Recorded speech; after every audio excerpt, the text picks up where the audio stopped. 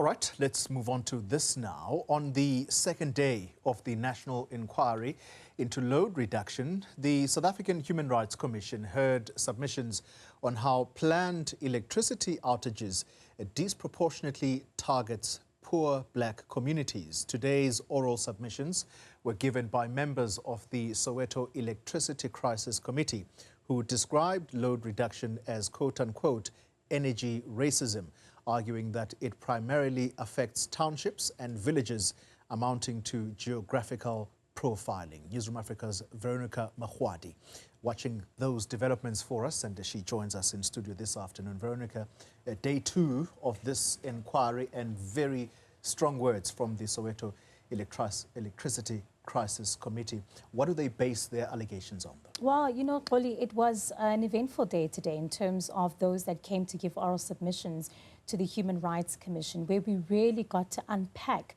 what this looks like. Remember yesterday on the first day, it was more just a reflection from some of the residents about how load reduction affects them, the kind of disruptions to their day-to-day lives. But this time, it was an opportunity really to start to get to understand just especially around the regulations and why people are so opposed to this, and exactly why they also went to the Human Rights Commission. And the big one, as you've mentioned, was the Soweto Electricity Crisis Committee that labeled what is happening and taking place in terms of load reduction as energy racism.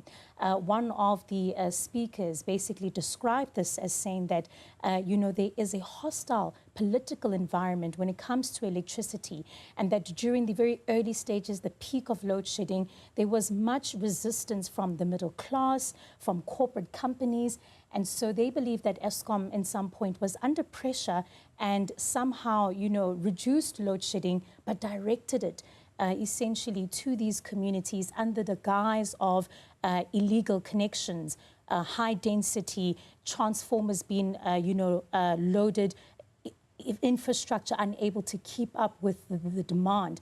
And so they said essentially that load reduction is not the solution to the energy crisis that the country is facing, but if anything, rather a distraction from the failures of government and the failures of Eskom to not essentially keep up with the rollout of electricity that was meant to meet the demand of the masses. The National Energy Regulator, Nersa, I believe they did also get an opportunity to speak. What did they say about load reduction? And that has had to be probably one of the most interesting outcomes of today. Of course, we know that Nersa does act as a regulatory body in terms, and often we speak about them when it comes to the issue of tariffs. They did touch on that a little bit in regards to the fact that these specific communities where load reduction happens cannot actually afford electricity.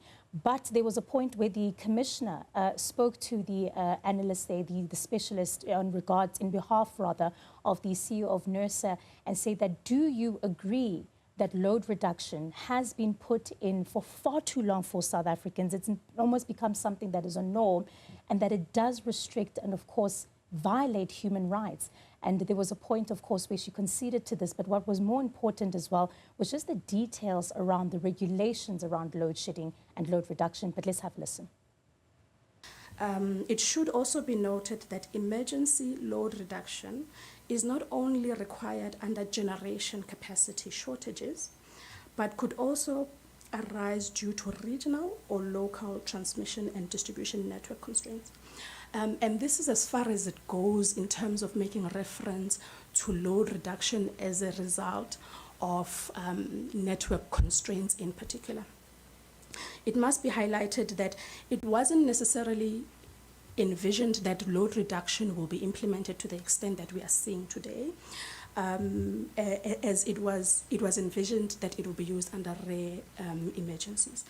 And so in response to the increasing levels of load reduction that we are seeing, the NRS committee, which I made reference to, and in which Nersa is a member, is currently formulating a working group to address the issues that have been identified. And this review will then take into account ensuring that licenses are guided on how to properly implement load reduction without adversely affecting paying customers. So very quickly, we have literally a few seconds. Interesting developments. So from today, there is not going to be a sitting.